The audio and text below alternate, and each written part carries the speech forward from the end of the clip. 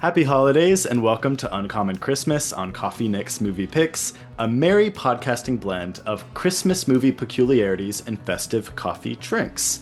My name is Nick Delaney and I'm your show host, coffee critic, film reviewer, and the guy who thinks the real gift on Christmas is spending time with your loved ones. And what's ever on my Amazon list, of course. On this episode, I'm joined by an extra special guest, my cousin Melissa Thayer, as we discuss Gremlins, the 1984 film directed by Joe Dante. We'll be pairing this discussion with two coffee house reviews from opposite sides of the world. Please sit back, stay a while, and let's talk blowing up Gremlins in the microwave over some coffee. Today, I am thrilled to be in the virtual presence of an extra special guest. Today's guest is an expert on the Gremlins films, an Australian resident, one of the coolest cats I know, and possibly part alien. Who knows? Everyone, please welcome my cousin Melissa Thayer to the show. Hi, I'm super excited to be doing this with you Oh and my talking gosh. about one of my favorite movies of all time. I know. When I was doing this little Christmas series, I just knew like I was going to do Gremlins, and I knew that I had to ask you to be on it because you are just a Gremlins expert. Yeah, I mean, I don't know if I'm like an expert or if I'm just like a super fan, but I mean, kind of either way, it's all the same, isn't Yes. Either way, I it? knew I had to have you on the show. So thank you so much for Yeah, being here. I'm so excited to be doing this. yes, me too. So how has everything been lately? What's been going on in life besides, having a baby and all that? Well, I'm on maternity leave. It's also summer here, so Yes. Christmas is like a little bit different on this side of the world, obviously, 'cause it's like Yeah. 100 degrees today. So, yeah, it just looks completely different than every Christmas I've had before. Well, besides the last 5 years. So, yeah, just enjoying the hot weather. We were like at the beach all day yesterday and just swimming and hanging out, having a girls' day, just me, Amelia, and one of my friends. So, Nice. yeah, just been so good. And yeah, so I've got my coffee, but like obviously I had to do ice because I'm like, it's so Yes. hot. I cannot have a hot coffee. No, So no. it's kind of melting now. It looks a little weird, but it's still pretty good. Yes. Oh, that's awesome. And for those of you who missed like the little part in the intro, Melissa is living in Adelaide, Australia. How long Yep. have you been living out there now? I feel like it's been forever, but also like a few days. Yeah, it's been 4 years in Australia and like basically three and a half in Adelaide.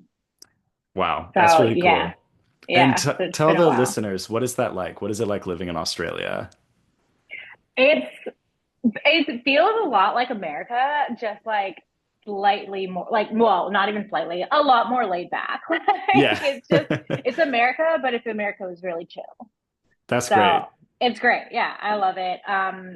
Yeah, our coffee culture is amazing here. So it did take me a while to find somewhere where I could get a seasonal drink because they just don't really believe in like using syrups. Like it's just they just do black coffee, just good coffee as well. Yeah. So they think it's crazy whenever you go to America and they can get like 20 different types of seasonal drinks. Yeah. But obviously I miss it because I'm like, Right. I'm like, I never wanted a pumpkin spice latte until I moved here and I like couldn't get it. And I was like, I want pumpkin now. And it's, Yeah, I know. I think that I would thrive out there though because I love my black coffee moments. But I think I would miss it too probably. But yeah, I mean, you would love it. Like I love the coffee here. I have my moments where I'm like, oh, I really want something fun and festive, and I have to like search pretty far to find it. But it's yeah. and it's never as good as what you could get back home. But it is nice to have good coffee just year round. Yeah, yeah. Yeah. So what else is going on in your life right now? Um. Yeah. I don't know. Just I guess just enjoying not having to be at work. Yeah. I mean, you had a Because baby. yeah, I did have a Yes. baby, a second baby, which has been a lot of fun. Yes.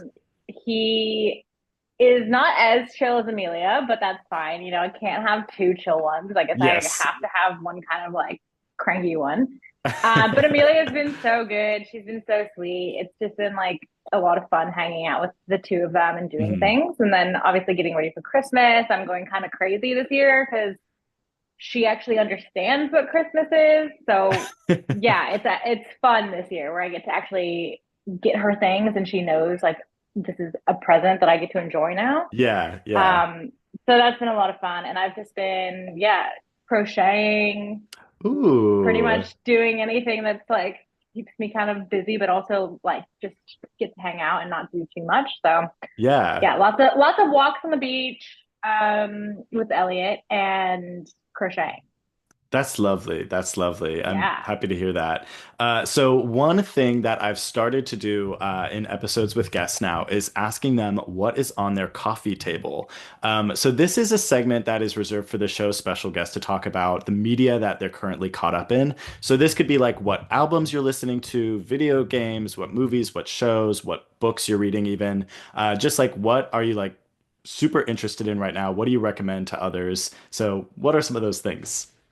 Okay, so I started rewatching all of the Vampire Diaries because I was like, Oh, you know what? nice. I just really want to watch.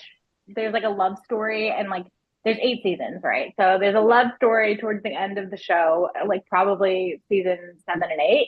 And I was like, I just wanna watch it. I just wanna feel their love because it's so good. It's such a good story.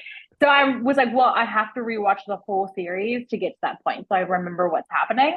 Yeah. And obviously, this show came out when I was like 16, so it's been a while. I have probably have not watched it since then. So I was like, this is gonna be a perfect show to watch on maternity leave because Jared will have no interest in it. It's like just a show for the girls, right? Right. So I start watching it and he's like, what's this? And I'm like, oh, just the Vampire Diaries. And he's like, oh, just, and now he's super into it too. So now I can't watch it without him. So we have to watch it when he gets home from work. But we're on season 5. He's enjoying it so far. He's actually really liking it. So we're halfway through. Yeah. And one of the characters that I'm like basically watching the show for enters the season. So I'm like just trying to smash through every episode until I get to his episode. So I can Yeah. finally just be like, look at this love story. It's so beautiful. So we're devouring that. We were watching Silo, which is Oh. so good based on the book. Yeah. So that just season 2's just come out. So I think there's only like a few episodes and they're just like drip feeding it to us.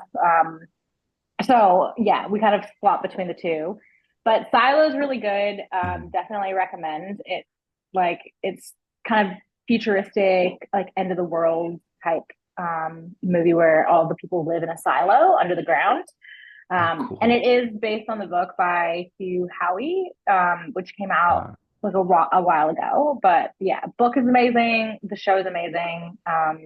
Yeah, I always say read the book first and then go watch the movie or the show. But I mean, yes. they're kind of the storyline stays pretty close to the book, but there is differences and they kind of add Mhm. things to make it more TV friendly. But yeah, and then I have been reading a book called Haunt Your Heart Out, which is like because Ooh. I'm a big rom-com girly. Yes. Um, and this one is kind of like it's kind of fitting for Gremlins because it's like a blend of like kind of spooky but also Christmassy because it takes place like around Christmas Mhm. time. But it's like basically about this girl and she meets this guy who's like making a documentary on ghost hunting and That's they so just like have a cool. romance. So yeah, so I've been really into my like spooky kind of romances, just like with like a little paranormal, but not too over the top where Yeah. it's like okay, this is really cheesy. But yeah, so I've got a nice little blend of kind of reading and shows at the moment, but all a little magical. So that's fun. That's so cool. I love things that are Yeah, just like lightly magical. It's not like over the yeah, top magic. And also I agree. I think that there needs to be more horror romance overlap. I think that sounds yeah. so cool. Uh, Yeah, and it's not like the type that's like, okay, this is just like weird and just too much. Like it's just a nice, like a little blend, you know? Very cool. Very cool. Oh my gosh. Hi, Elliot. Girl, oh, Doom. I Hello. How are love you? Okay, well, for Huh. those of you that are joining, this is our other special guest, Elliot. So, welcome to the show, Elliot. This is our first ever Oh. baby guest. I do it all. I talk about gremlins and I and my mom. Yes, yes. Which, Multitasking speaking of, queen. yeah, Amelia watched Gremlins with me, like bits and like most of it actually yesterday. Yeah. How does she like it? And I don't know, she was like giggling through the whole thing. She was like, and I was like, okay, you're definitely my daughter. Yes. Because you're like, Mother's daughter, yeah. what you're watching these gremlins get like their heads chopped off, and she's just like, what happened? And I'm like, oh my gosh. That movie's so funny because I feel like it's a great. I mean, we'll talk about this when we get to the Yeah. review. It's a great like starter horror movie, like for little kids and everything. But then there's like, yeah, a gremlin getting shoved in the microwave and exploding, and then like the weird backstory with that girl's dad who like died in the chimney. It's like weird. We'll get to that in a Yeah, second, yeah. though. But that is a lovely coffee table spread. That's a good mix of everything. And I love to hear that Jared is tuned into the Vampire Diaries. We are going to go into our first segment, which is the Now Brewing segment. And Cool. this is a luxury coffee discussion and review segment. And of course, since we are literally across the world from one another, we could not have the same coffee. So we have two coffee discussions today, two coffee reviews. So my coffee, I had the Campfire latte and a breakfast sandwich Oh, from Big Bear Cafe in Washington, D.C. One of your my favorites. favorite. Yes. Yes. Yeah, when I first moved to DC, Melissa was the one who recommended that to me, and it's right in my neighborhood. So I go there a lot, and I figured I would review it now since you're familiar with it. And Melissa, Love what that. are you reviewing today? I am reviewing a gingerbread latte iced because it's so Ooh, hot here. And I had them put whipped cream on it because, like I said, they're not Australians don't really do like the festive coffee. So I was like, yeah. do you usually put whipped cream on it? And they were like, no. And I'm like, well, can you for me? So they did, yes. And it was like I actually went to this cafe yesterday just by chance because Mhm. Amelia we have like a moms group. The government basically gives you like other moms that have babies the same age, like that were all born within the same month, Mhm. and that all live within the same area, and they connect you with them so you can like meet other moms. Wow. The government does And that? yeah, so everyone like with your first baby, everyone gets like put into these like Huh. moms groups, and they do like classes. They do like four classes, and then you guys just can like continue to meet, or you don't have to. It doesn't really matter. Mm. But 2.5 years in, and I still meet with my mom's group like every like once a month maybe. Uh, And we just get all the kids together and like go to the park. So we had a Christmas little catch up yesterday, and we just like did a Secret Santa, and then the kids just played at the park. So obviously, I had to go get coffee beforehand, and I just yeah. kind of went to a random cafe that was nearby, and they had a gingerbread latte, and I was like, "Well, this is perfect." Yeah. So today, when I went to go get something, and it was like the cafe I was going to go to was closed, I was like, "Well, at least I have a backup because I had this yesterday as well." Yeah. So yeah, Yeah. oh, it's amazing. And like we all just keep in touch. Like we have a Facebook like Mm. group chat. And whenever anyone's like, my child's doing this thing, like, is this normal? Is anyone else's kids doing this? Or like, does anyone know how to like help with this or that? We just go into the group chat and like we all just kind of like bounce ideas off each other and just go, yeah, like it's crazy. Toddlers are like throwing the biggest tantrums right now. They just have such big feelings and it's Yeah. crazy. And like, and the smallest things will trigger them. Like, I made a joke to Amelia yesterday and she just like had a meltdown. She's like, it's not funny. And I'm like, okay. Oh my gosh. Oh, I But miss yeah, so it's Amelia. really good. Yeah. I know. Oh, Next time, oh, when Jared comes on here, because he's like, I really want to go on the podcast. oh my gosh. You'll have to I you'll have to cannot bring wait. Amelia on for like a second guest appearance. Yes. Oh my gosh, that'd be great. And I really want to do like an Australian movie series with Jared. We could talk Yeah. about like that's the thing. I don't know any Australian movies. Well, I was gonna say he's like put a list together. Like he already has like a Oh, list that perfect. he's like got going for you. And most of them I've also seen. So I've Uh-huh. watched a few of them and I'm like, oh yeah, he'll love this one or he'll love that one. So Yeah. um yeah, because I feel like as an American, we don't get Australian media. Yeah. So there's like all these things when I moved here, and it was like, oh, have you ever seen this movie or watched this thing? And I'm like, I've never even heard of that. And Right. they're like a Australian classic. So yeah, I feel like it'd be a really fun segment to do just like a few Australian movies and yeah, get introduce those to people. 'Cause I don't Yeah. know, they might be like it might just be really interesting because I obviously like knew nothing about Mhm. Australia before I moved here, really. So Is Lake yeah. Mungo? I recently watched Lake Mungo. Is that like a big thing in Australia, or I have you don't. heard of I've that? never heard of it, but Okay, interesting. might have to ask Jared because I feel like he's Yeah. well, obviously he's Australian, so he knows more about that kind of stuff. But he Yes. might be like, yeah, that thing's huge, and I'm like, oh, I had no Okay, idea. it's just because I want to talk about that movie. But for context to the listeners, Jared is Melissa's husband. He is, Yeah, how should I say, like actually Australian. yeah, born and Yeah, raised born and Australian. raised Yeah, Australian. Okay, and where is your latte from? Do you remember the name of the cafe?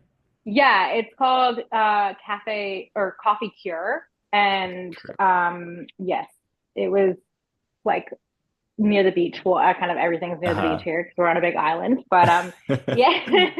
And they had a little sign outside up front that said "Coffee cures everything." So, Yeah, like, okay, it's yeah, true. true, yeah. And it And was like the cafe itself was kind of like granny vibes. Like it was like mhm, really like eclectic. Um, yeah, just kind of like mismatched chairs and like a little uh-huh. outdoor patio area with like lots of plants and wildlife. Very cute.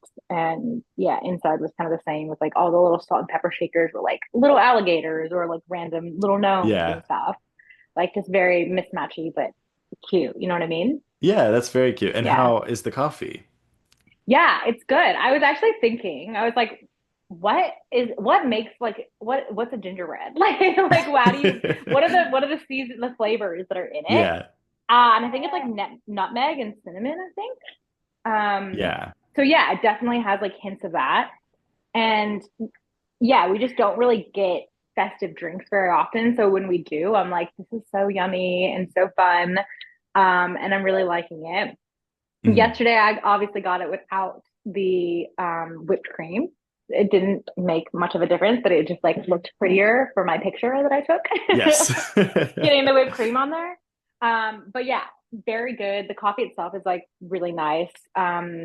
We don't really get a lot of the like kind of dark burnt coffee taste out Which here. is nice. Yeah, it's a Yeah. little bit just like more mild roasts and stuff. Mhm. So yeah, it's just like really nice. And the syrup, I think because they don't do syrups very often, Mhm. they don't do a lot of it. So it's not like Mhm. super sugary and like overpowering. It's actually just really simple and pretty nice. That is really nice because, like, I Yeah, mean, we both worked for the same corporate coffee chain, which I we do not did. name. I Yeah. don't name that store or yeah, that store on this podcast because we don't have to give them anything. But yeah, I mean, working there, it was like 10 pumps, 12 pumps. Like people would Yeah, it get was just like crazy. crazy amounts of syrup in their coffee. So I think like we need to return back to like, okay, maybe just like one pump, a little bit is Yeah. all it takes. Because really like the syrup should just complement the coffee. It should not Yes. overpower it. And if you Yes. can't drink like the latte without the syrup, you probably just don't like it. Um, Yeah. Yeah. That so is so true. Yeah. yeah, and I think people need to like learn to like the actual coffee before they add all this flavor and everything. Is my unpopular opinion. Yeah. Or Um, before they start mixing syrups, like I feel like at the coffee place that we worked at, it was yes. like, oh, we're gonna get white chocolate, but also mix it with like hazelnut and also add caramel. And I'm like, what's the flavor here? Like, what are you Right. actually Is it just like candy tasting? store? Is this like candy Yeah. store flavor? And they're grown adults as well. Like they're like 40, 50-year-old people. And I'm like, you're not even 12 years old, like just going into Right. a candy shop for the first time. Like you're a grown adult going to work and drinking this at like 6 a.m. And it's crazy because people would be going to like their government job at the Pentagon and something and like being like, I want my Frappuccino with extra caramel drizzle, extra, extra, extra caramel walls. And it's like, Yeah. whoa, it's just a lot. And I'm like, at your big age with your big job, like you're doing all of this. It's just crazy. But yeah, it's lovely to hear that that coffee is just like the right amount. And I'm very jealous. That sounds like a delicious little drink. So what is your Yeah. like overall review? How was your experience? What is your final verdict on the gingerbread latte? I would give it like a probably like a 8 out of 10. Just yeah, I Nice. feel like it was good. It was just super yummy. I feel like it would have gotten a 10 out of 10 if it just had like a little bit more, it was a little more showy. Like if it had some like powder on top or a little Yeah. gingerbread man like in the foam or like in the whipped cream. I would have been like, oh my God, this is so cute. It's so aesthetic. I would have given it a 10 out of 10. But like taste wise, so good. Really Mhm. can't fault it.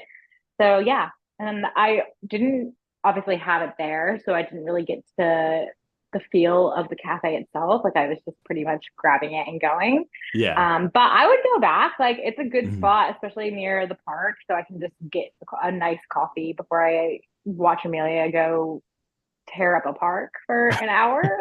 So yeah, really good. I love to hear it. That's great. Yeah. Okay, so I went Yes. Tell to, us about yours. yes, Big Bear Cafe. And as you know, the cafe itself, the atmosphere is like amazing. It is magical. 10 out of 10, honestly. Yes. I love it there, especially in the spring. Oh my gosh. Yeah, I haven't gone in the spring yet because I moved here in the summer, so I got to experience it then. But the cafe is so pretty. It has like these, it's like in this older building and it has these vines just completely covering the building. And the door, I don't know how to describe it, but the door is just like this big wooden block. And I Yeah, just, it's really like yeah. rustic. Yes, that is like the perfect word. That is the entire vibe of the cafe is very Yeah. rustic. And the baristas working there are always so nice. Especially when it's really busy. They keep that nice attitude, which I love. But yeah, it's just a lovely cafe, and you can tell they care so much about the coffee and like Mhm. the quality and everything. Every time I've gone there, it's been delicious. It is just a beautiful cafe, and I don't know if they still do this during the winter, but they always have like a farmers market out there on the weekends, which Oh, is I also love really that. nice.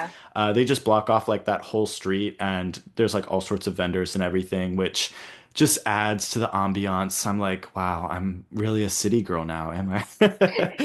It's just very Like cute. getting my coffee in the morning at this cute cafe. Yeah, I Yes, I'm love like, oh, that. I'm an influencer, but no one's watching. But this particular trip, when I went, I got the Campfire Latte, which they were saying had like toasted vanilla and graham cracker flavoring, and Oh it was my really God. good. I got it with oat milk, of course, and they put like a little, I think it was like graham cracker crust at the top. It was very good. The flavoring was very light. Kind of reminds me of like how you described yours. It was just very Yeah. subtle, but just enough that you got that feeling. The coffee taste, I would recommend this one for someone that doesn't love like a strong coffee taste. The coffee taste as well was very light. The milk was extra foamy and everything. Yeah. But I think it was just like a very nice light drink. Nothing too intense, no intense flavors.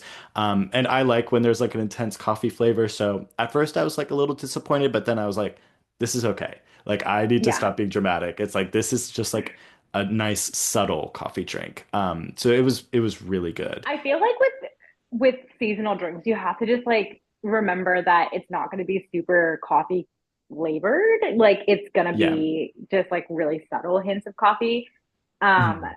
because like yeah, it's just made for the girlies who love their little Yeah. sweet treats. You know what I mean? So Yeah, right. you're like, yeah, it's good, but then it's not super coffee flavored, but then you're like, oh, but like it is just like a Christmassy drink. So it's fine, Yes. you know? Yeah. Yes.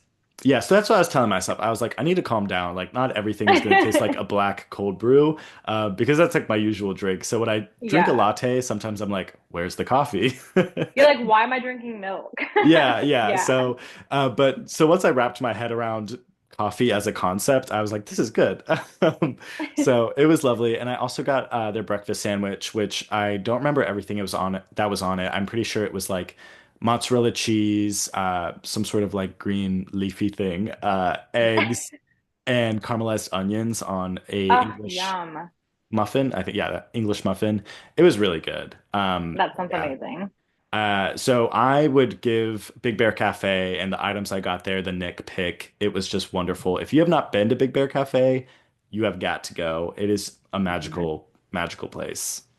Yeah, I feel like we both can like recommend it. We're both like, yeah, it's It's a hit. It's a winner. Yes, absolutely. Yeah. Absolutely. Okay, Melissa, this next segment is called The Coffee Thought, and this is an outlet dedicated to voice our many incoherent thoughts over a lovely cup of coffee, which we both have. So get your coffee ready for this one. Perfect. All right. So, Wait, did you actually have a coffee or did you just like fake a sip? Because oh my God, was it obvious? no, I There just was like coffee in this. I don't know. I can just tell, but I just know you. So Oh I just God. had to call you out. Wow. Do you we can re-record it and then I can just not say anything. No, no, no. I'm gonna keep that in. That was you like clocked me so good. That is so embarrassing. No, It's it's my fine. prop. It's fine. It's my prop. Most people probably wouldn't have even noticed, but I've literally known you since you were born. Yes, you So can tell when I'm like fibbing, when I'm yeah. being a little faker. Um, oh my God. Anyways, so what is on our mind? What do we want to talk about for this coffee thought? Oh, I don't know. What do people usually talk about? Like, I don't was it know. just literally anything? Just like anything we could kind of like go in on a tangent on, like anything crazy that we feel passionate a certain way about, you know? So, Oh, okay. I yeah. mean, we can kind of talk about relevant stuff because this kind of ties into this is like one of the first thoughts I had when I was rewatching Gremlins. Yes. And I was like, okay, Billy, so like the main character. I was like, why does he look like the guy who just assassinated the CEO of United Right. Healthcare? Doesn't he Right. though? Like he He literally looks like does. him. I was like, this is the same guy. Like it looks, you guys look like you could be related. And I was like, this is crazy. But that is just such a crazy story in general. Like, do you think he did it? Like, did he do it? Is he guilty?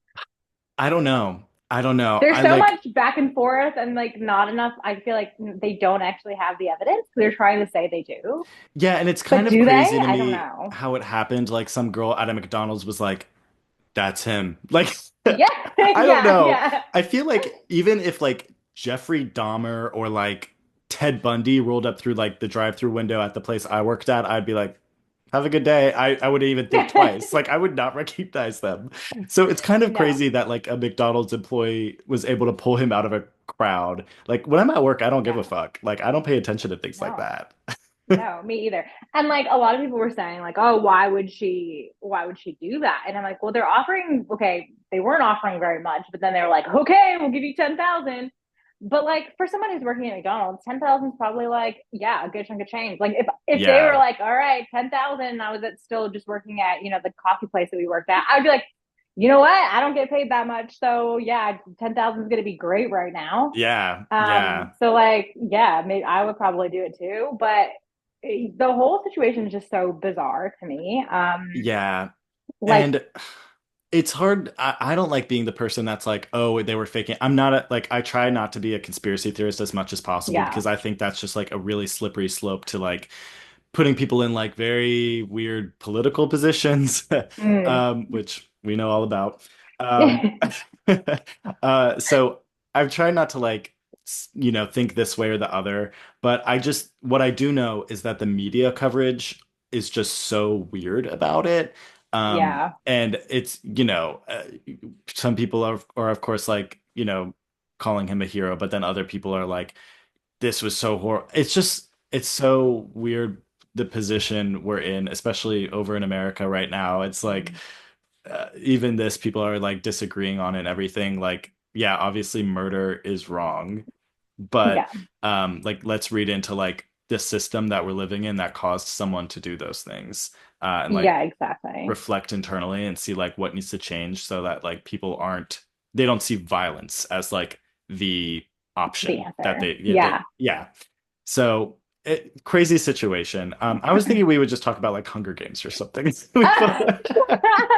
Oh, I thought it was like just We could like talk anything. politics if I you mean, want. We no, can. I was just like, I've just been seeing thirst trap after thirst trap on my TikTok. Oh my So gosh. it's just like, this is just, I don't Me know, too. in my I brain right now. No, I mean it's in mine too. Like the thirst traps of Luigi are like all that's on my TikTok. And I didn't ask to see those, but the algorithm gives you what it thinks you want to Yeah. see. So I guess I Yeah. wanted to see it. But why are they like using shirtless pictures of him in the jungle as like everywhere. I'm like, if you guys I didn't want don't us know. to think he's hot, you should not have used shirtless pictures of him, you know? Yeah, and I guess like this is part of the problem too, is that like the media is so out of touch that they're like, oh, I can't believe these people are posting thirst traps of him online. I'm like, these are the photos you gave us. Like Right. Right. you've said, look at this man. He, did this horrible thing, and then you give us a picture of him hiking through the jungle, being like, oh, he's so well traveled, he's so fit. Like, what did you Right. expect people to do? So Exactly. it's just so like it's the whole thing is just bizarre. Like it's just so funny and yeah, I guess this is kind of what happens when you just have access to media 24/7. Right. It just really is curated the way that like however people want it. Um, but yeah, for the media to be like, I can't believe people would be posting these things, like I can. Yeah, and I can as well. But I think it's funny because like, you know, it's usually like one news outlet I'm thinking of in particular. They like pull a like someone's random TikTok off of the app and they're like, Yeah, look yeah. at what they're saying, look at what they're doing. They're crazy. They're crazy. And it's like, okay, well like sorry, like you came into our space and pulled Yeah. that TikTok away. Of course you're gonna see something crazy. And yeah, it's just showing like how out of touch news outlets could be. Yeah. Yeah.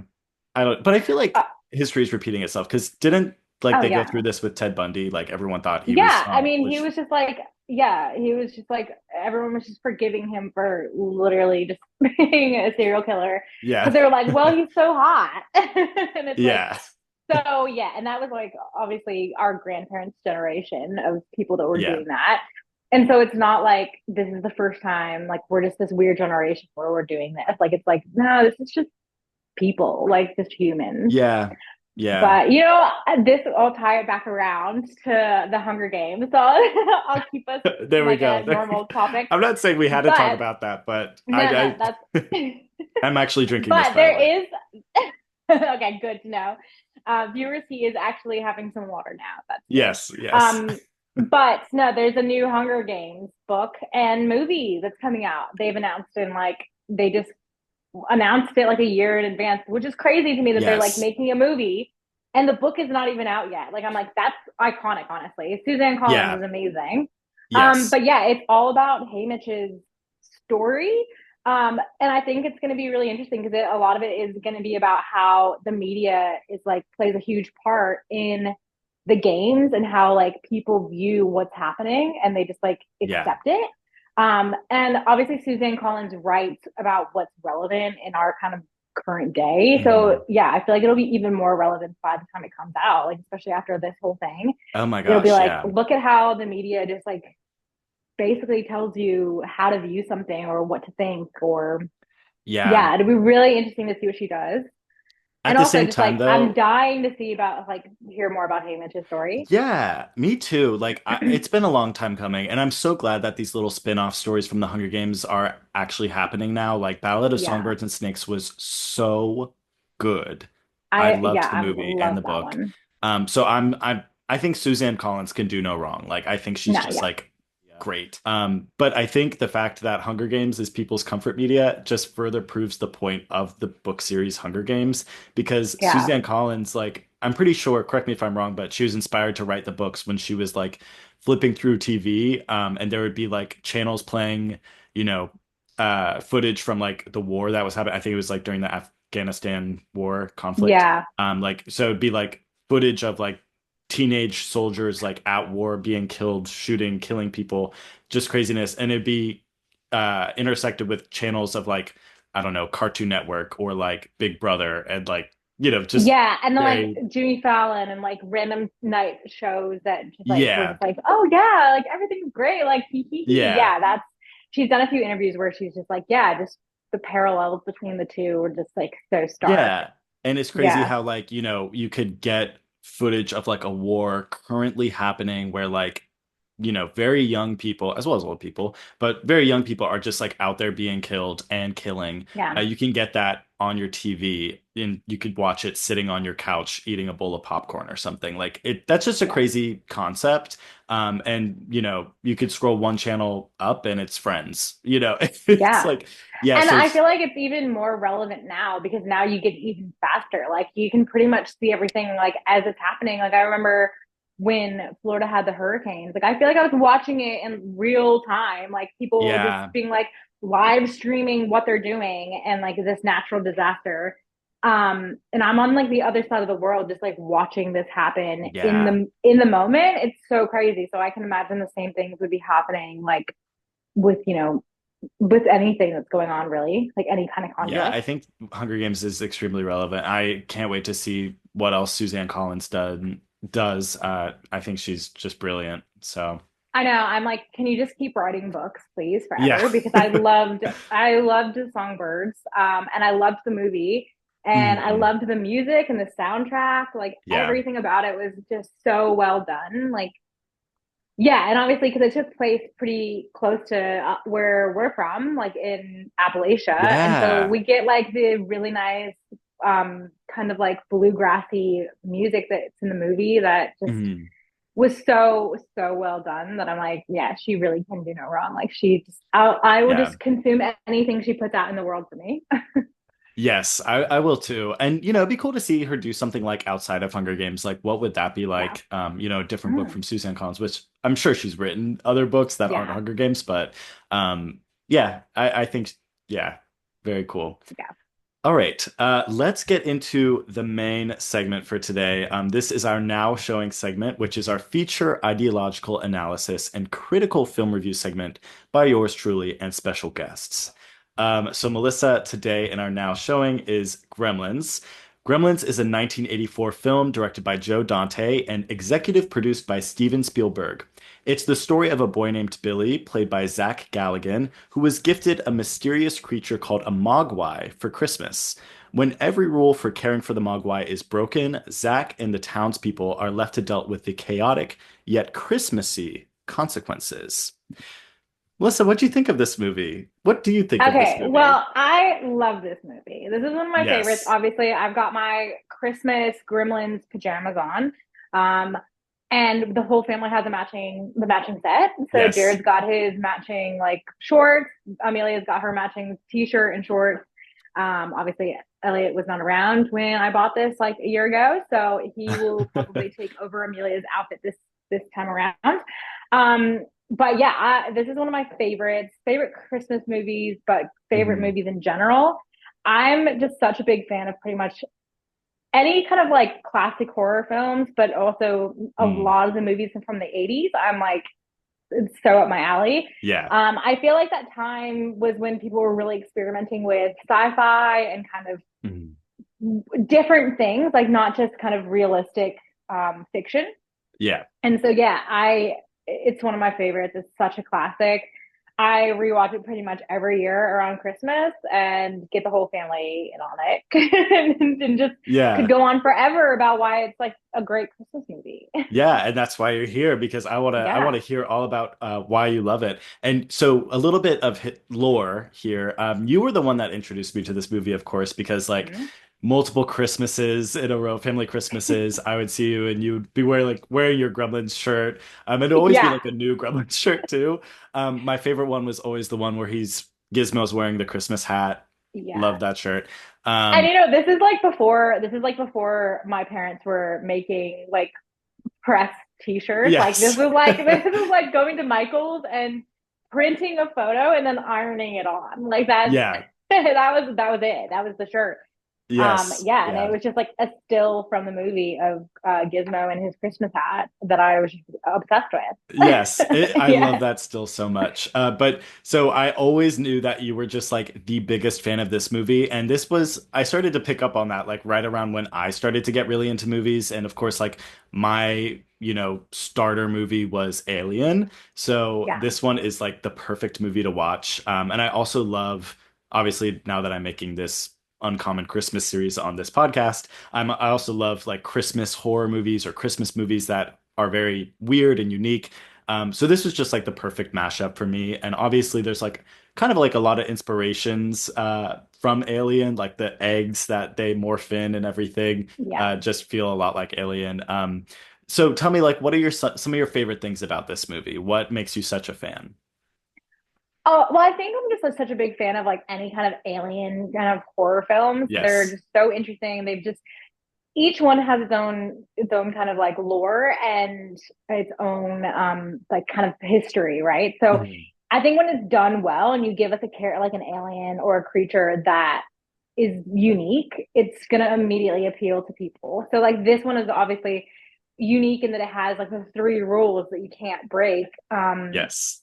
Otherwise, there's like weird consequences, which is basically like don't get them wet, don't feed them after midnight, and no bright lights. And so, obviously, Yes. we do the film. You see, like as soon as they get wet, they just start like little fur balls pop off, and they reproduce like crazy. And Yeah. then, yeah, once they're fed after midnight, they kind of go into like a cocoon alien type um thing and then break out of it, and that's when you get the gremlins and they go from being mogwais to actual gremlins. So that's more the alien creature, whereas like they go from these really cute cuddly almost creatures to then like horrific aliens that are just trying to kill everyone in town. Yes. So yeah, the character, like it's just like how, where did this come from? This is such a unique kind of Yeah. alien and creature. I just love it. I think it's so weird and just well done.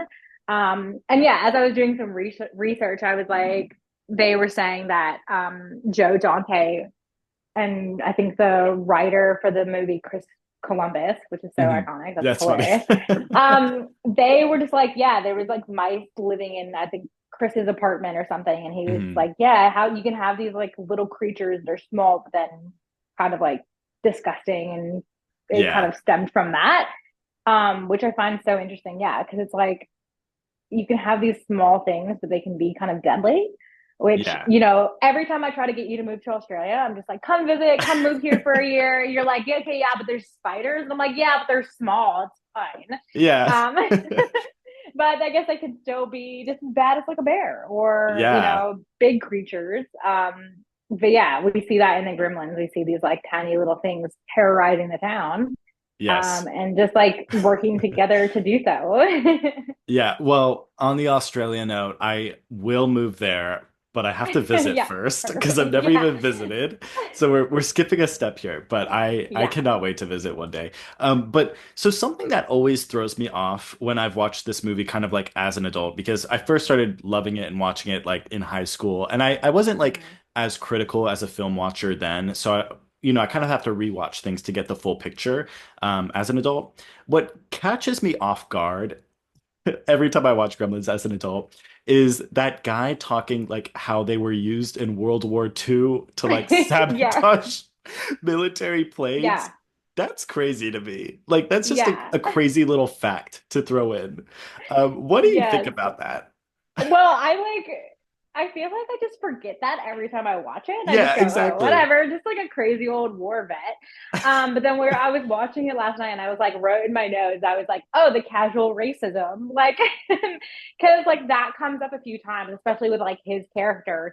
Yes. He's like, oh, these foreign cars and like this and that. And I'm just like, oh, okay. And I think that's just so common with like 80s films. They just Yeah. throw in those little casual racist almost comments. Yeah. And I just don't know, like, I mean, I don't know why. Like you see it in a lot of films. Like obviously you see it in like 16 Candles when they make Yeah. one of the Asian characters like have a really like over the top accent and things like that. And it was just so common back then. Hmm. And I don't know if it's like for a laugh factor or if it was just like that's just actually how people spoke and they just were like, this Yeah. character is just realistic.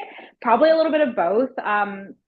But yeah, it is really crazy that comment. And like I am just like, yeah, it's so random. But then obviously, like we see the Gremlins later, like actually using his tractor to like run him down. So that Yeah. it kind of ties back together, and you're like, oh, it's kind of funny that he was making these comments, and then he literally gets run down by the Gremlins, like By in his his own American tractor. made Yeah, tractor, which tractor. Yeah. yeah, so that was something like when I first watched this as an adult, because there went like a few years went by where I didn't watch this movie, but when I first watched it as an adult, I was like, oh, this like one particular character is so casually racist, and it's Yeah. like it's not just like it's like a one comment sort of thing. It's like brought up several times throughout the film where he's like, "Oh, this damn foreign TV or this damn foreign Yeah, car," and yeah. then this time I don't know why I've never noticed this before this time watching it, but he his main mode of transportation is a tractor, Yeah. And the which girl is has to like, um like the main girl in the movie has to be like, "Hey, don't drive your tractor home drunk from the bar. Like just walk." And yeah, yeah, his it- character is feels kind of random. yeah, But I'm also like maybe it's just supposed to be their way of being like this guy is not good and so we can just like kill him off and like there's some sort of irony behind it of like, oh yeah, his American made thing is like the thing that was like his downfall, like in this freak yes, accident or whatever. yeah. But yeah, some of the things that they say in the movie are so out of pocket. Like I have a note as well where what's the main girl's name? I like Kate. always Kate. She Yeah. like makes a comment about how like the holidays are like depressing and like people cut their wrists or something. And Yeah, I'm just it's like, what is this comment? Is this so I like find so of course like this guy who drives the tractor and then Kate, but they're so off-putting. They're such off-putting yeah, characters and they make me so uncomfortable. And I could tell the guy who drives the tractor, I can tell why he makes me uncomfortable. But with Kate, it's weird because she's just a normal girl. But then she yeah. says stuff like that where she's like, "Oh, around the holidays, the suicide rates are at an all-time high, and people are opening presents while other people are opening their wrists." And Yeah, yeah. the You're like, guy, what? Billy, is just kind of like Billy's like, okay. He's just like doesn't know how to respond to it. And we come to Which find is out, so fair because like I would be like, oh yeah, I don't know what to say to that. yeah, and it's such weird writing because it's kind of just like it feels so like shoehorned in. Yeah. And it's like I think the movie's trying to make itself like even darker, but it doesn't really need to do that, I think. No, no. Because come to find out, so Kate's character, is so gloomy around the holidays because her dad got stuck in a chimney dressed as Santa, trying to sneak into the house to put presents under the tree. And they found his body in the chimney a few days later. What a What do way to you, go. which I What do don't you think did is worse, like going that way or like by a gremlin? Like I'm just like I maybe just go by a gremlin instead of just like dying in the chimney. That's probably by a gremlin too, because that sounded yeah, like a slow and painful death for her dad. yeah, But that's just also such a jarring moment because it's like, what do they want us to think about that? Like, is that supposed to be like yeah. dark comedy? Like, is that supposed to be funny to the audience, or are they trying to be like edgy? So, so I as think much as maybe like a little bit of shock value. They're like, yeah, whoa, isn't this crazy? But then also I'm kind of like, how would he go for so long without anyone noticing that he was missing? Like, right. I know. Yeah, but every time I watch this movie, I'm just so like put off by like those two characters particularly. But other than that, I love the movie. yeah, But those two characters are just so interesting. But you talked about how the Gremlins killed that one kind of racist guy with his own tractor. That's something I noticed a lot more this time watching it was that all the people that the Gremlins killed them in a way that was kind of related to the their own downfall. Like the scientist guy yeah, died with like a syringe stuck in him, so you could yeah, infer that like he died in like some weird science experiments the gremlins ran on him. The kind of racist guy died from the tractor. It was all stuff related to like kind of these characters' flaws. yeah. So what did you think? What do you think about that? Like the irony in these deaths? I think it's just like good storytelling and good Yeah, writing because like obviously you wouldn't pick up on it if you're just like watching it for like what it is. Like if you right. but until you dive a little bit deeper, you kind of see it like in a more meaningful way. And like even the what's her name? Miss Deagle? Deagle, The yeah. like scum landlord, like she even she dies kind of like it's almost like she's like climbing the ladder to success and like to making all this money because she Yeah. like they basically send her flying up the staircase on this like automatic wheelchair thing and she flies out the window and then just like dies which is like just Iconic. an insane way to go as Yeah. well but like yeah it's and you can't and I guess it's maybe like you don't have as much sympathy for these people when they go in these ways because you're like, oh yeah, you weren't really like you weren't doing the right thing. You weren't like a really good person. So we don't Hmm. feel this like sympathy towards you. Um, Yeah. but and like I think that's just like, yeah, an easy kind of thing for people to pick up on. Like you don't have to really think too deeply about, oh, well, this character was like flawed, but they were good in these ways, and it's like a conflicting kind of death. You just like these are just like the anti-heroes and they just die and that's it. And it's just over. Yeah. And so I think, yeah, just like it's interesting. It's good. Yeah. And yeah, you don't you kind of you root for the good people more than you root for any of those guys. Like you're kind of just like, yeah, well that's just a crazy death. Like that's yeah. And it's Yeah. dark without having to be like really sad. And it would be, I think, a different story if like they just killed off Kate like first go. You know what I mean? Like if Right. she was just the Right. first one to go, you'd be like, oh my God, that's really sad. Like Yeah. Billy's clearly in love with her and she's just died some horrific death.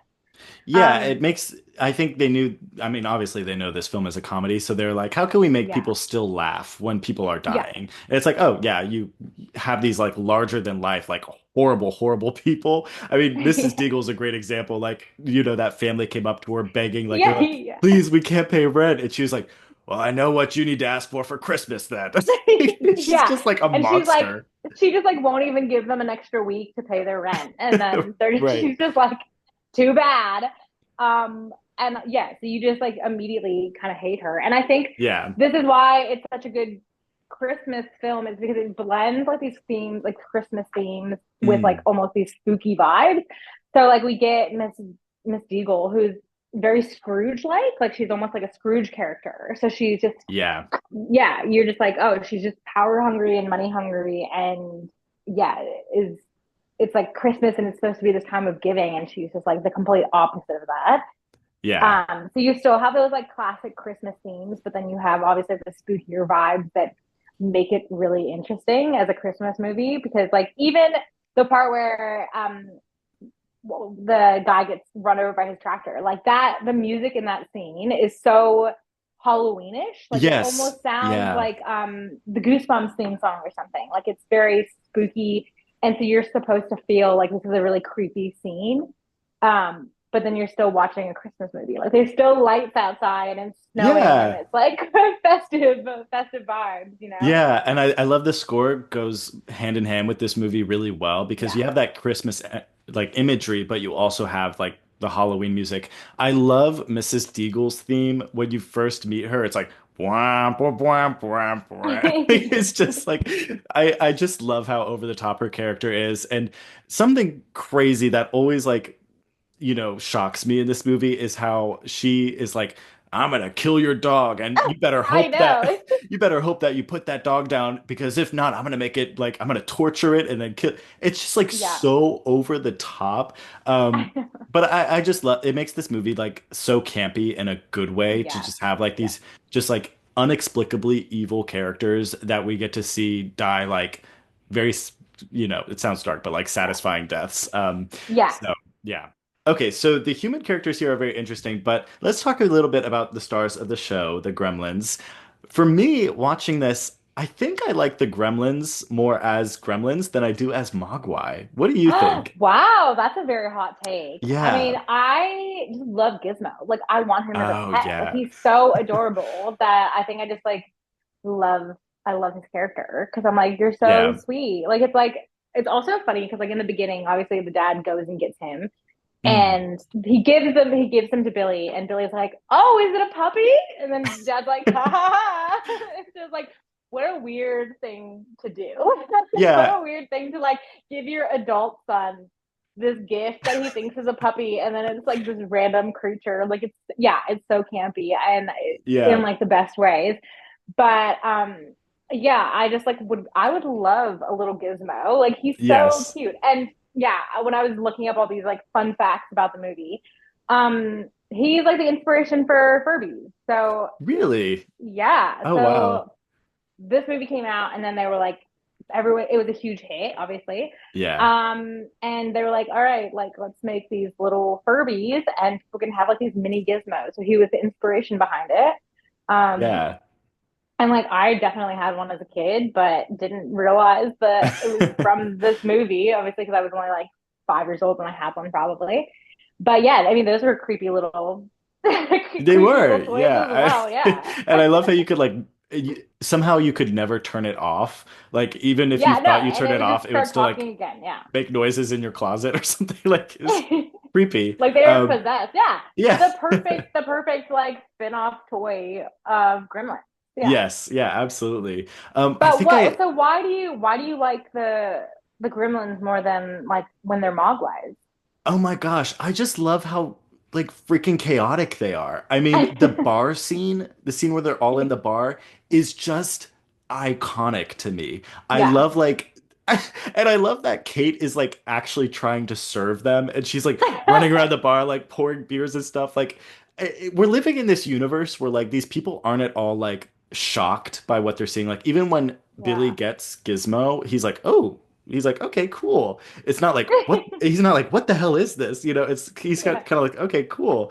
Um, and then there's Kate trying to serve a bar full of gremlins, and I just love how like extended this scene is. I love like Yeah. how it like just goes back and forth to like all these different character gremlins where you have like one with like three cigarettes in its mouth. And then you have one that's in like full drag with like lipstick and wig and sunglasses. I love it. And then there's like one's playing pool, or no, they're playing like poker or something, and they have like those Yeah. visors on. It's just And then so they're throwing good. darts. Yeah. Yeah, It's and of that course scene is so iconic. Yeah. Gizmo's on the dartboard, which poor Gizmo. It's just I love the antics. I mean, Lilo and Stitch is one of my favorite movies. I love Stitch, and you know that. Like my whole Yeah. life, I've been like so obsessed with Stitch because of his antics, and he's just like crazy and insane. And I think the Gremlins are kind of they have the same sort of like antics, and they get up to the same sort Yeah. of business. So I really enjoy it. I think it's just like very cute in a weird, twisted way, and just very fun. So yeah. Yeah. No, they are fun. They're crazy. The one that has like the stripe in his hair, who's like clearly supposed to be like the ringleader and like the bad one out of Yeah. all of them. I just like, yeah, his character is so insane. Like you just feel like he's gonna get on the back of a motorcycle and just like take off and start running the world. Like Right. he's just like the craziest one of all of And I love that the Gremlins use guns. them. Like that is so freaking crazy. Like I always forget that too. And then I see them like holding a gun at someone and I'm like, that's just so wild. You've just like really got to suspend your disbelief when you're watching this film because like you're just like, how did they learn this? Right. Like, where did they see this? They've just suddenly started like learning know how to shoot guns, and they're like, they know what alcohol is, and they know like how Yeah. to play pool. And It's they all so go to the funny. Yeah, movies. I love that they go to the movies. And they're just like causing a riot in the theater, like throwing popcorn and stuff. Like it is so funny. I love it. yeah, Okay, so another note I want to kind of expand upon is the dad. So throughout the whole movie, and this is going to kind of be like 2 points here. Throughout the whole movie, we see kind of like the dad's inventions, and I think this is sort of supposed to be like a complimentary comedic point that the dad's complimentary to like the comedy of the Gremlins, that the dad's inventions like never work, and there's always like some sort of like juice or liquid being sprayed on whoever's using his inventions, like toothpaste or yeah. orange juice or coffee or whatever. Do you ever find like those kind of like comedic gags funny? No, not really. But then I was like watching this, and I was like, it feels so much like Back to the Future, like the dad from Back Yeah, to the Future, where he's like making all these things, and then they just don't work, or he's just kind of like this like down and out goofy yeah, character that no one takes seriously. And I feel like maybe that is what they're trying to get across more so than anything, whereas like no one takes his dad seriously. Like he's just this kind of like failure of a guy, you know what I yeah, mean? And not so much like the gags, but just like, yeah, you're not supposed to take his character seriously at all. And like you're yeah, just like, oh, of course he bought this thing, and it's like now it's causing all this chaos because like he can't do anything right. Um, yeah. and like, yeah, and like he's clearly just so money hungry as well. And like, this is such a commentary. I Yes. think the movie itself is such a commentary on like consumerism and Yeah. greed, where he's like, let me just buy this thing for like, I have to have this crazy thing, Yes. buys it kind of around the shop owner's back and like gives the kid like $200 to take this thing home, even though they were like, no, it's not for sale. Yeah. And then, and his first reaction when Gizmo gets wet and like there's a bunch of other ones running around is like, oh, great, now we can sell Mhm. them. And Yes. he's like, all right, I can profit off of these now This is going to rather than being replace the like family dog. worried. Yeah. Yeah. Rather than being worried about the whole thing, it's like, oh, it's just another one of his like things that he's going to try to sell to people. And yeah, he's just in it for the money and like just trying to make a buck. Yeah. And so yeah, you just kind of think like, oh, this dad's the worst. Like he just can't do anything right. Right. And his characters, yeah, is interesting because I think you're kind of meant to feel that way about him Mhm. and to be like he's sort of to blame for all of this chaos that's happening now. Yeah. Do you feel that way too? Do you think that he's like, yeah, Yeah, you just hit my point one and my point two. Like that is everything I wanted to say about him. I was gonna say for the inventions part, I never found like any of the invention gags funny. And honestly, yeah, like I think he went to like an inventors convention at like later in the movie. I think all of that could have been cut out. And I think yeah, like the invention stuff could have been cut out and just made this like a crisp 90-minute movie. But yeah, I do think it's important to the story that he is an inventor, kind of like down on his luck. Because yeah, he's like, let's commercialize these things. Well, first he, demands to have it and is willing to pay whatever price.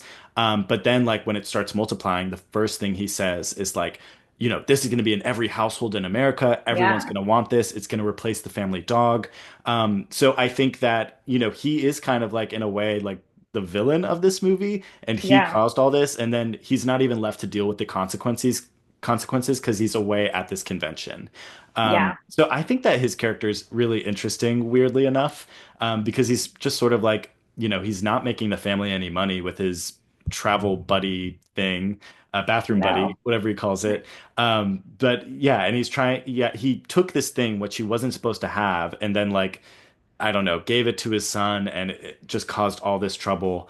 Yeah, I think that like this movie is very critical towards the dad, which I think is very justified. fair. Okay, I have a discussion question, I guess. Okay, Okay. yeah, So we've talked a lot about like how this movie has kind of like weird undertones and everything with that one character. I think what is his name? Mr. Fetterman. He's the guy that drives the yes, tractor. We've yeah. just been calling him like racist guy. Um, Racist old man, yes. yeah, And then we also have Kate who just like abruptly brings up like really dark stuff about Christmas, like in on a date with this guy. yeah. Do you think this movie could benefit from a remake? No, I think it's so. I think Mhm. the reason it's so good is because it's so out of pocket and it's so like it's so representative of its time, like of the Yes. 80s. Do you know what I Yeah. mean? Like this movie was wacky. Like this is just you couldn't remake it and have it still be a classic. Like Yeah. if you remade it now, it would be I don't think you could do the dark comedy mixed with the Mhm. Christmas vibes in the same way that this film does it. Like yeah, for like some notes and stuff that I had when I was like doing my research, it was like they didn't even have CGI at the time when this film was Yeah. made. This is all animatronic. So if you were to give us like if they were to redo this movie now and they gave it to us now, it would all be CGI, which in theory would be really cool, but it would make Yeah. it less like goofy and Yeah. less yeah, it would make it a little bit more serious, I think. Because like they used apparently puppets for like the Mogwai and then animatronics for the Gremlins. And so Wow. part of the whole reason that they have this whole rule that's like don't shine light in its face is because they actually it was just easier for filming and so you wouldn't see the flaws of the animatronics if Yes. they just had it in dimmer lights. So Yeah. like I think it would just yeah, it just wouldn't be the same vibes if you were to remake this movie. Um and yeah, another weird fact that like I think is just so indicative of this time and like how they made films was that like apparently they just wanted monkeys to play the gremlins and they put a mask on the gremlin and the gremlins or like the monkeys freaked out and they were like, I guess we should use puppets. So Yeah, that's pretty like obvious. do you think that you could just like I don't know, I just feel like you couldn't remake this No. film and have it have the same effect. And like I don't even think like I've seen a few things where the director was like, I don't know why this movie was such a hit. It just was. And I think Yeah. it was just like, yeah, they just something about it being kind of cheesy, but like a little serious, and just so off the wall is just what makes it so good. Yes. And first of all, what are they thinking putting masks on a monkey? Did they Yeah. like did they not watch like Nope where I don't know, or do they have not, I guess that didn't happen yet where that No, monkey yeah. tore off that lady's face, that one story. I guess that never No, happened. So I they don't think so. Yeah. yeah, I I mean, guess it might have, I don't know, but I feel like this is around the same time where they're like, yeah, let's send a monkey to space. Like, let's just have the monkeys do everything for us. And it's like, okay, yeah, maybe let's yeah. not do that. Now we just get AI to do everything for us, which yeah, Yeah. is also not going to end well Yeah. probably. No. Um, Yeah, probably not. but yeah, I agree. I think that although this movie has stuff in it that does not hold up today, like the weird, just kind of like thrown in, undertones and comment, Yeah. from these weird characters. Although it has that, I think that there are some things that just would not be able to be replicated today, like the No. Gremlins themselves. They would probably try to do a CGI recreation of them, and I just don't think it would go over well. And even then, like, I just there's no way. It's just to do it again would to be to dilute kind of like the original, and Yeah. I just think either they would just be like copying word for word everything from the movie and like the gremlin with the three cigarettes and this and that, the iconic things that fans love, Yeah. or they would try to do something new and it would just fall flat. So I just think Yeah. I agree. I just don't think it would be a good idea, even though there's some things in it that could use a modern touch. um Yeah. it's just, yeah, it you just have to go into this movie kind of like with the modern perspective of like, oh yeah, that's problematic.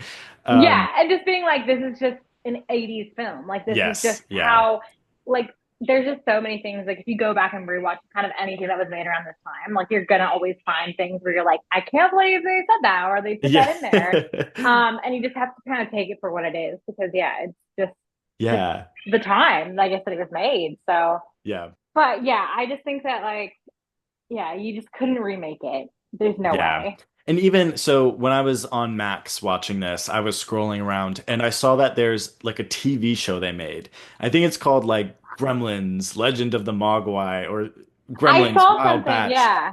And I watched the trailer for it because I was like, okay, let's see what this is all about. Like, because this is like their modern version of Gremlins. And I watched the trailer and Yeah. I was like, they could not get it any more wrong. Like, it's just such a weird concept they went in where there's like wizards and magic and I'm just like, Oh no. this is like Yeah, not at no. all. I mean, I know it's that show is probably for kids, but at the same time, I'm Yeah. like, it's just, yeah, it's just a sign that they need to not remake it or try to do anything with it because No. they don't And understand it. like there's even a second Gremlins, which Yes. I've seen maybe once or twice in my whole life, but like it just doesn't compare to like the first one. Yeah. And so it's not one that I rewatch pretty much ever unless I'm just like really bored, I guess. But Mm. even then I feel like you just couldn't really do like multiple of this movie. Like I feel like it stands so well on its Yeah. own that what you don't need to have like four different versions of the same thing happening. You know what I mean? Yes, yeah. I saw the second. I was actually going to ask you, have you seen the sequel? I've never watched it. I was going to watch it so I could mention it during the show, like what I thought about it, but I didn't have time. But I did watch the trailer, and I kind of like that. I mean, from what I could tell, it kind of goes in a different direction, and it looks like Yeah. even more over the top, to a fault, maybe.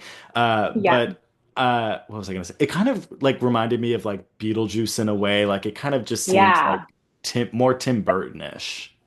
Yeah, and which is another like fun fact that I randomly came across was that apparently Steven Spielberg considered having Tim Burton do this Oh film wow. originally, but he hadn't done like a full feature length yet. So they were like, Oh. no, we won't get him to do it yet, like do this one. So which I think would have been I think it would have been a little bit less funny maybe if Tim Burton Yeah, had done it. Like I I think he agree. would have made it darker.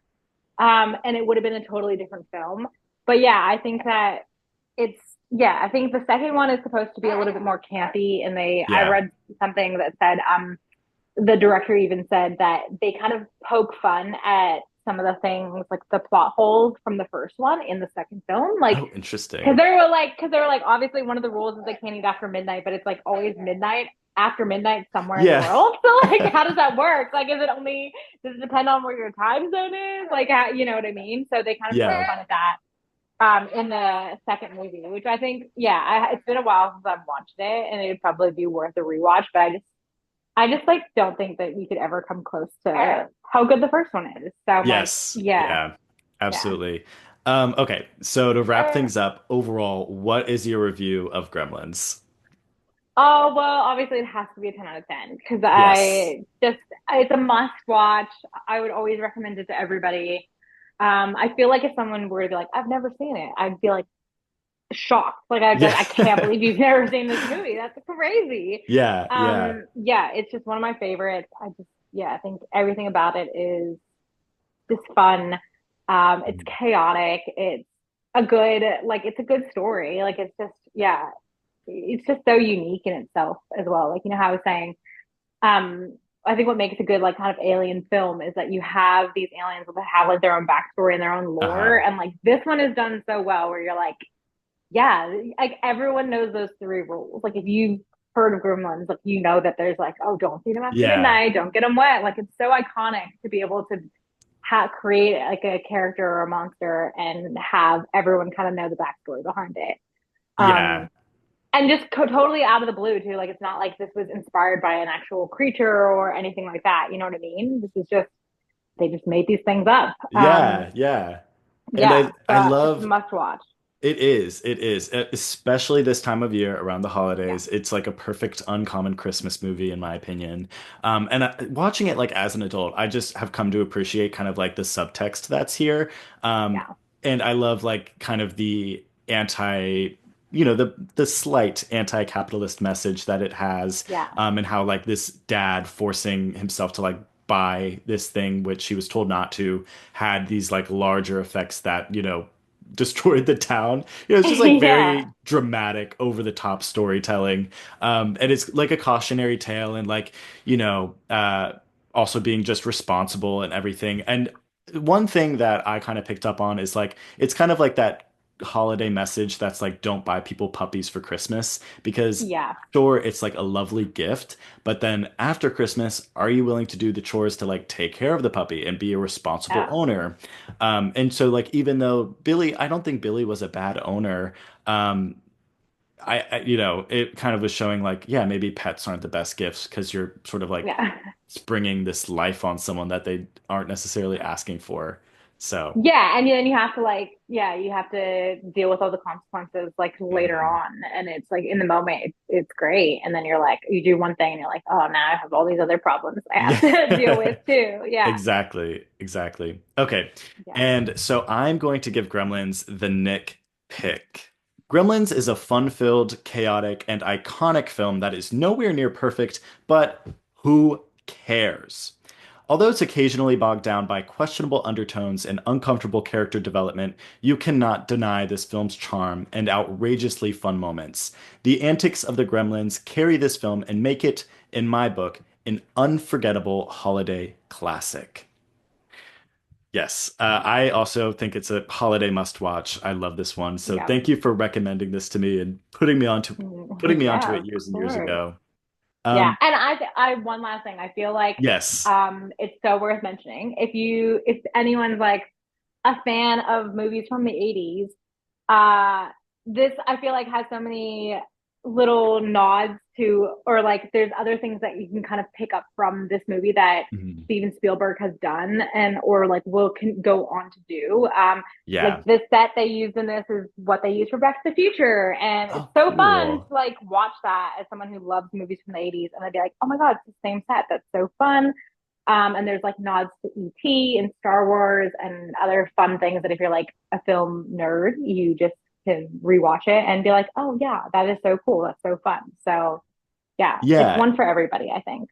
And I even noticed like some Mad Max references in Yeah. there. So shout out Australia, Mad Max.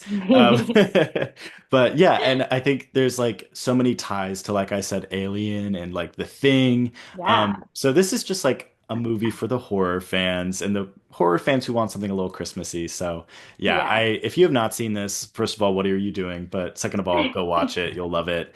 Melissa, Elliott, thank you so much for coming on the show. I could not think of anyone better to talk about Gremlins with.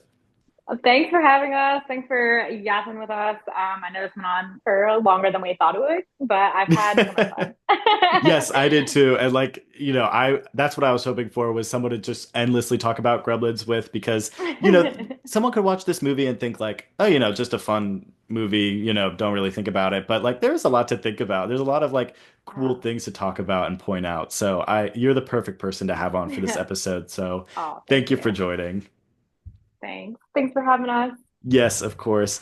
And thank you so much for tuning in to this episode of Coffee Nick's Movie Picks. Before you go, please be sure to follow at Coffee Nick's Movie Picks on Instagram and TikTok and at Coffee Nick on Blue Sky. There you can stay up to date on everything about the show. If you like what you heard, please rate the show on your podcast app of choice and share the show with your friends. It really helps. And if you're listening to the audio version, check out the video version using the link in the description.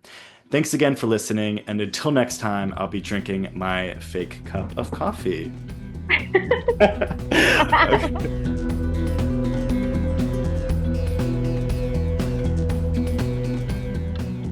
Thanks again for listening to Coffee Nick's Movie Picks. Our opening theme is The Moondrops, and our closing theme is March of the Hares, both songs by Nathan Moore. Before you go, please be sure to follow the show on social media at Coffee Nick's Movie Picks on Instagram and TikTok, and give the show the Nick Pick by rating it 5 stars on Apple Podcasts and Spotify. Thanks again, and see you next time.